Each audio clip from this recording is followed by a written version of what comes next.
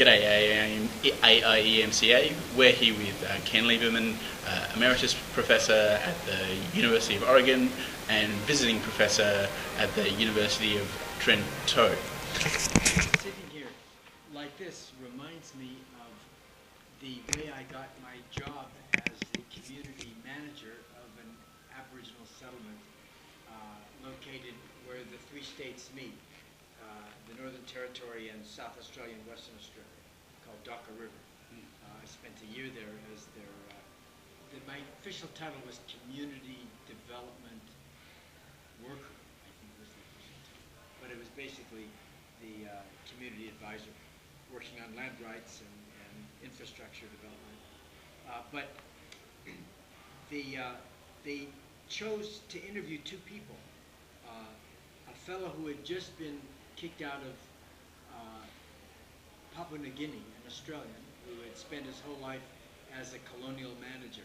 And he looked like he stepped out of the era of colonialism itself because he had these little button-down epaulets on both shoulders, you know, like a safari shirt, I think you call it.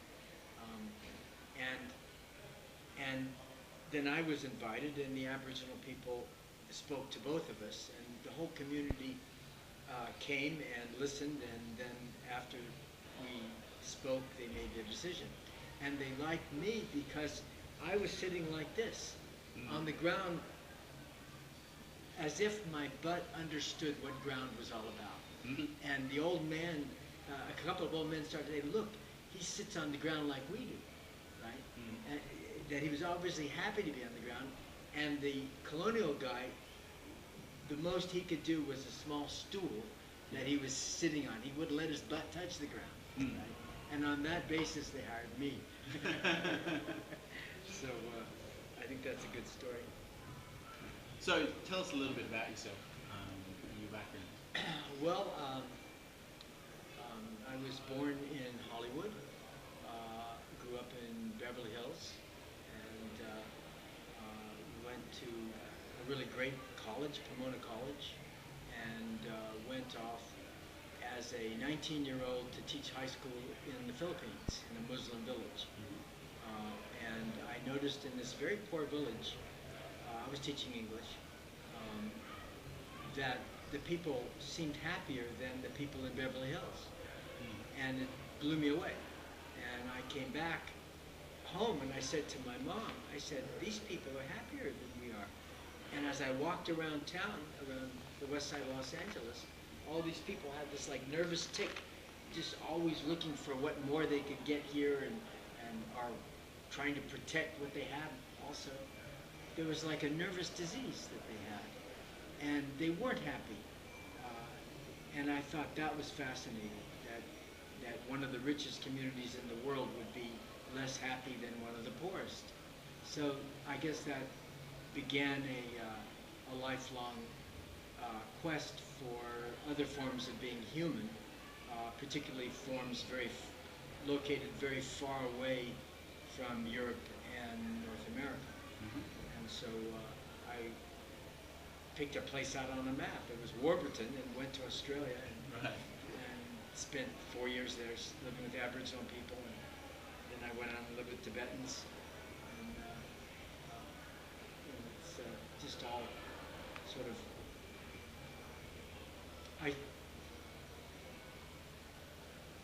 I spent 2 years during the Vietnam War as a conscientious objector, and for that I took inner city poor kids on week-long backpacking trips for the Sierra Club for 2 years. And I'm mostly proud I didn't kill any Vietnamese, but I'm also proud that I took these poor kids and showed them what wilderness was. But in the process, I learned what wilderness was. I spent 18 out of 24 months sleeping out of doors on old Native American campsites. And I thought, oh, I've got to go see exactly what it is to live here, not as a bourgeois hobby, but to be in the wild as the only form of life you know. So that's when I decided to go to Australia, and so my wife and I went there, and it was very worthwhile. Okay. So, what did you think of the conference? I'm really excited. I think it was Mike Lynch or Doug Macbeth. I can't remember. One of them had seen a list of who was at the conference and could only identify a quarter of them, and they thought that was amazing because we've been around since day one,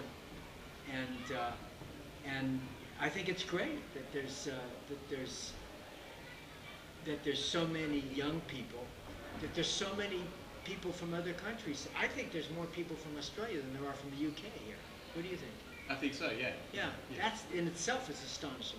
Yeah. Now, of course, the question is, are they doing ethnomethodology? Do they appreciate the depth of it? And we didn't know the answer at the start, and I think the answer now is yes. I'm amazed at the depth at which people have read the materials and have thought about the materials. There's a bit of people trying to find the easy route, but not much. I think Harold would be happy to see the quality of work being done. I very much liked Alan Bloom's citation of Derrida. It was an unrelenting war against Doxa. And ethnomethodology is part of this unrelenting war against Doxa. Doxa being belief, absolutism, the sort of reification of your concepts.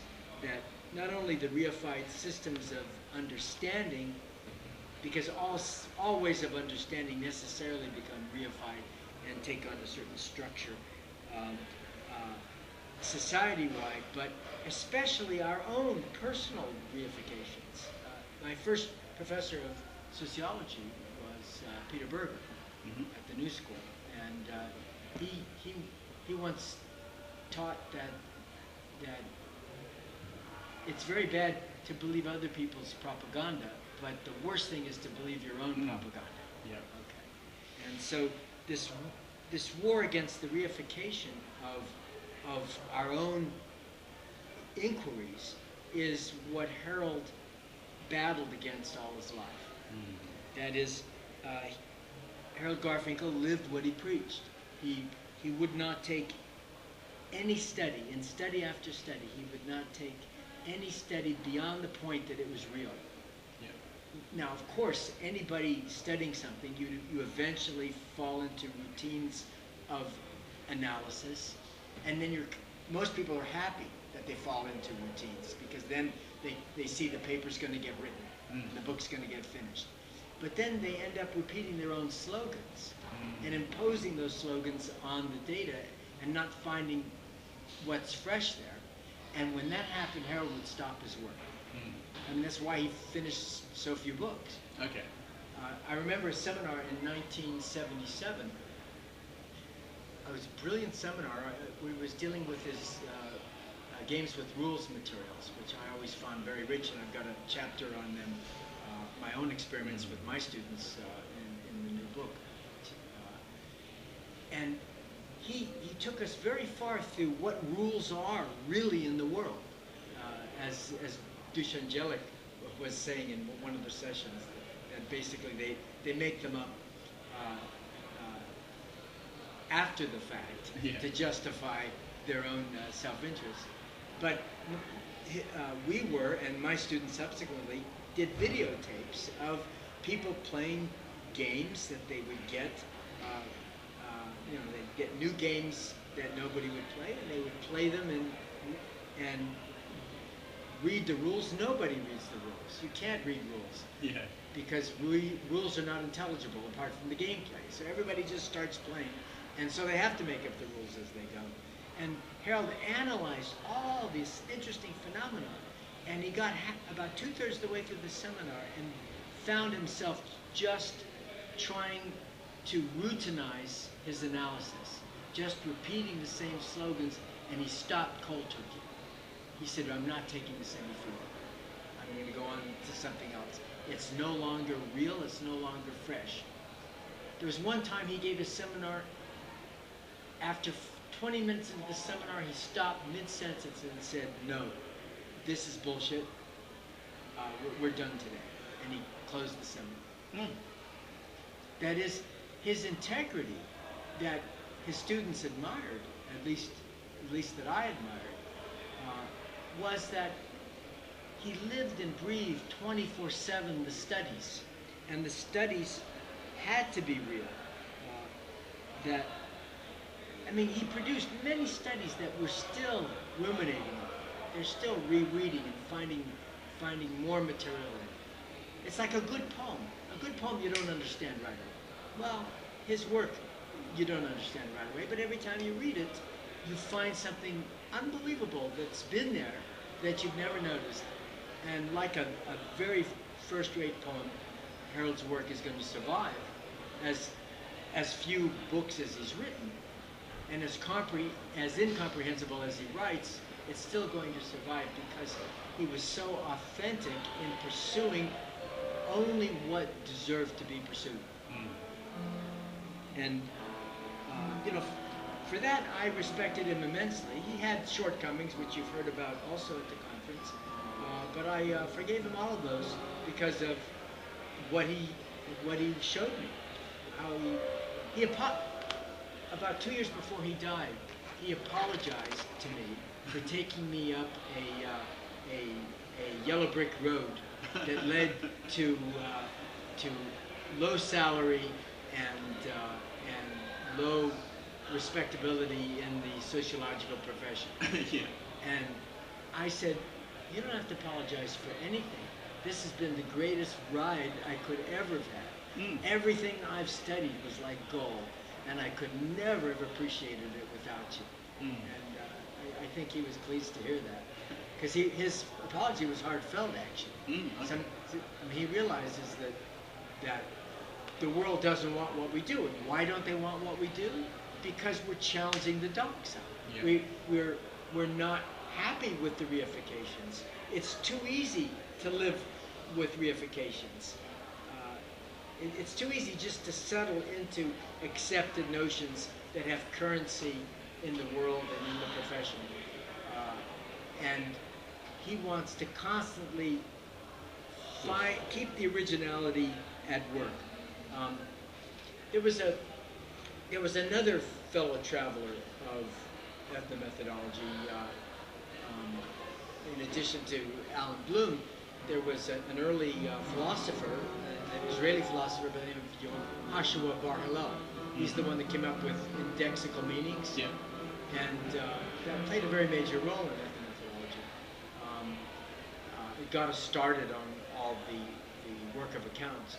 But he has another paper which wasn't translated from Hebrew into English. Bar Hillel said that he wrote a paper, the title was The Betrayal of Reason. And he does this account of the Greek polis where the philosophers and lawyers debated, and mostly they were advocates for disputes in Athens that they wanted to have adjudicated before judges that sat out in the streets. And they developed logic as a way for making arguments before a court or before a judge that would make a consequential decision. Yeah. That is, logic emerged as a social practice on a social occasion. Yeah.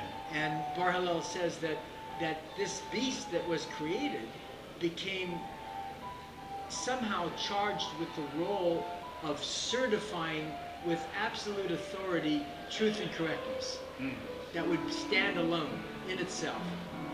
And I would, as Bloom said, citing Derrida, and as Garfinkel would say, and incidentally Garfinkel shoved my first copy of Derrida under my arm when I headed for the airport back from LA to Australia. That you can't find easy substitutions, that truth is very complicated, and you have to continually undermine your thinking in order to maintain an openness to what's taking place in the world, and that you can't sacrifice that openness. I mean, the phenomenologists talk about the openness, and that's where Harold got it from. Harold was very, very much in debt to Husserl and Heidegger, who spoke about this openness. And it's just so easy to find some way of being certain. I think every business wants that. In my coffee tasting research, the coffee tasters want some objective system of numeration and schedules that you can fill out and absolutely certify that you've got the truth down pat. But that's not real objectivity. Objectivity is something much more sophisticated. Adorno writes about it in Negative Dialectics, that objectivity is not getting rid of subjectivity. You get rid of subjectivity, you've got absolutely nothing. Okay? You need subjectivity to discover objectivity, particularly in the taste of coffee. There is real objectivity. It's there in the coffee. It's you can taste the taste of coffee, but the method for certifying that you represent the taste right are extraneous to the tasting of the coffee, and they get in the way of the real work that is to be done. My cardiologist that I saw last week in Wisconsin, he moved from Oregon to Wisconsin, great man. He complained to me, he said, "Ken, you're a sociologist, explain to me. The way cardiology is going now, we're having to learn all this software, and we spend most of our time now typing into a computer, and we're not even looking at the patient." He said, "This can't be right." But supposedly we have to ask all the right questions, and they even come up with a systematic way of measuring whether or not it's worth doing the surgery based on the answers. He said that can't really be the way, because you have to see the patient's eyes, you have to hear the patient's story. But just like in No Child Left Behind, the American way of certifying that education is really taking place, it's only certifying that some tests have been done successfully. Yeah. It's the obsession with being certain, which the Nobel Prize winning Mexican poet Octavio Paz said is the obsession with making things clear and distinct. It has made it impossible to find the complexities of real understanding. And Octavio Paz says that's something that just Europeans do. It's not something Mexicans do. We're not happy with reducing everything to what is clear and distinct. And that point was made equally effectively by Derrida in his essay, The White Mythology.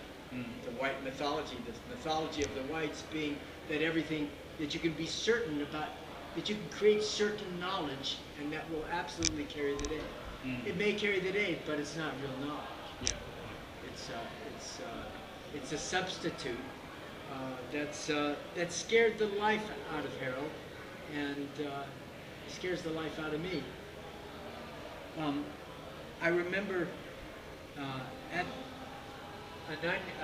one of the earliest conferences of ethnomethodology at UCLA in 1973. There was only about 50 people. Harold was describing how important it is to capture the complexities of the local orderlinesses. And I was in the front row, I was keen, and I raised my hand and I said, "But Professor Garfinkel, those complexities are too many. We can't possibly account for everything. It's an impossible task. It would take forever." And he thought about it, took it seriously, and said, "You may be right. In any case, there are no guarantees. But for sure, if we just sell out by finding some convenient slogan or some off-the-shelf methodology that proposes to certify everything we discover as authorized truth, you'll completely miss the phenomenon. That's for sure. So we might as well try." to find what the phenomenon really is. Yeah. And you know, so he inspired me, and it's been a great ride. Well, it's been a great ride. Thank you very much, Yeah. Ken.